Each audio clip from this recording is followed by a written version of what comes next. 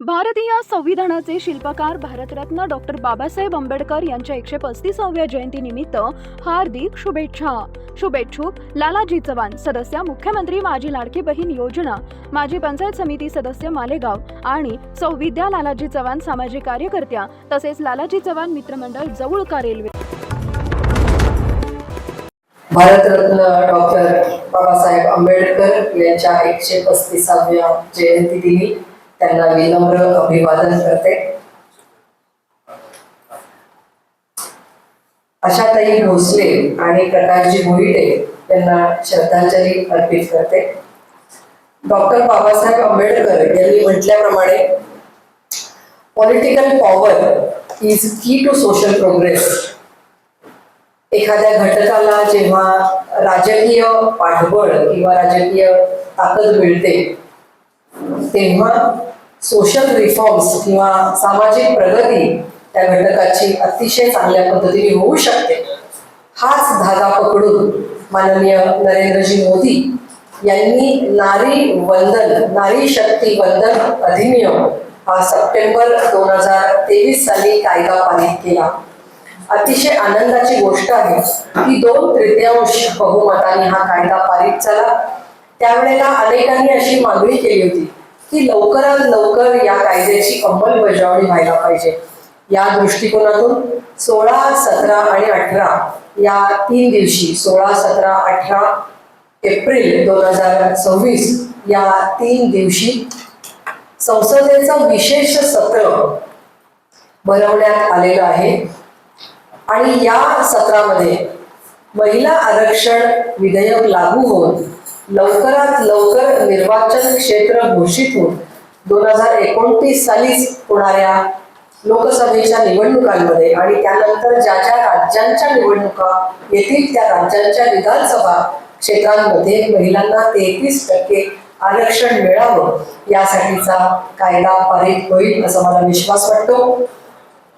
कालच्याच दिल्लीमध्ये झालेल्या कार्यक्रमामध्ये माननीय मोदीजींनी असं सांगितलं कि ये भारत की 21वीं सदी का सबसे महत्वपूर्ण निर्णय होने वाला है. अनेक महत्वपूर्ण निर्णयों में से ऐसा एक महत्वपूर्ण निर्णय जो नारी शक्ति को समर्पित है, जो नारी शक्ति वंदन को समर्पित है, जो विकसित भारत को समर्पित है.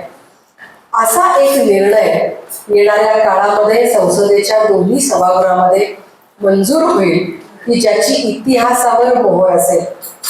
आज आपण बघतोय की विविध देशांच्या संसदेमध्ये महिलांचं प्रतिनिधित्व म्हणजे जे देश अतिशय छोटे देश आहेत अशा देशांमध्ये सुद्धा रवांडा सारखा देश असेल की ज्याच्यामध्ये 61% महिला प्रतिनिधित्व आहे. त्याचबरोबर क्युबा देश आहे त्याच्यामध्ये 55% प्रतिनिधित्व आहे. मेक्सिको असेल, ऑस्ट्रेलिया असेल, अनेक वेगवेगळे देश आहेत, साऊथ आफ्रिका असेल, अशा सगळ्या देशांमध्ये सुमारे 50% किंवा त्यापेक्षा जास्त एवढं प्रतिनिधित्व हे महिलांचं आहे.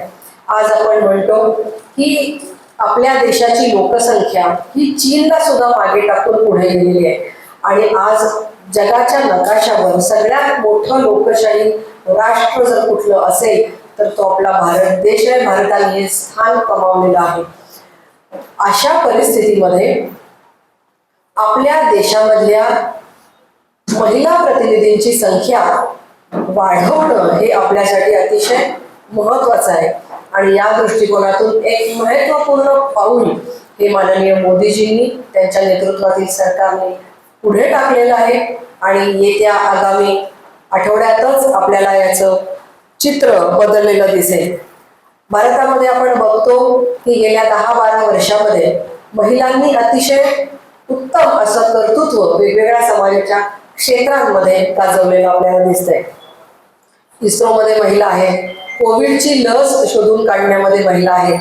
आज महिला मंगळ आणि चांद्रयान जेव्हा पाठवलं जातं तर त्यांच्या सायंटिस्टच्या टीममध्ये महिला काम करतायत. मोठ्या प्रमाणात महिला उद्योजिका आहेत. मुद्रा लोन जे लोन जाहीर केलं त्याच्यामध्ये 65% जास्त महिलांनी त्याच्यामध्ये लाभ घेतला हे आपल्याला दिसतंय.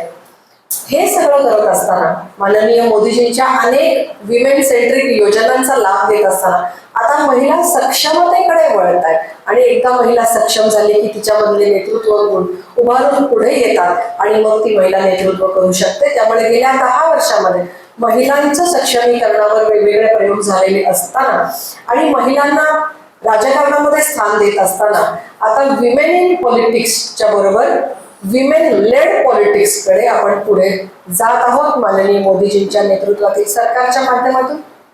आपण हेही पाहिलं असेल की मागच्या टर्म मध्ये केंद्र सरकारच्या 12 पेक्षा जास्त महिला मंत्री होत्या.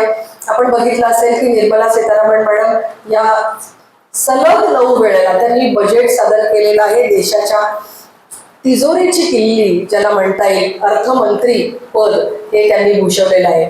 अशा विविध क्षेत्रामध्ये महिला पुढे जात असताना आणि देशामध्ये 46% लोकल सेल्फ गव्हर्नमेंट स्थानिक स्वराज्य संस्थांमध्ये महिला अतिशय उत्तम रीतीने काम करत असताना विधानसभा आणि लोकसभेमध्ये महिलांची ताकद वाढवण्यासाठी म्हणून हे विधेयक येत आहे. मला खात्री आहे ज्या पद्धतीने 2023 मध्ये 2/3 पेक्षा जास्त मताधिक्यांनी हे बिल पारित झालं तसंच याही वेळेला हे बिल पारित होईल आणि लवकरात लवकर याची अंमलबजावणी होण्यासाठी जे पाऊल ज्या सुधारणा ते सुचवलेलं आहे त्याला मान्यता मिळेल याची मला खात्री वाटते.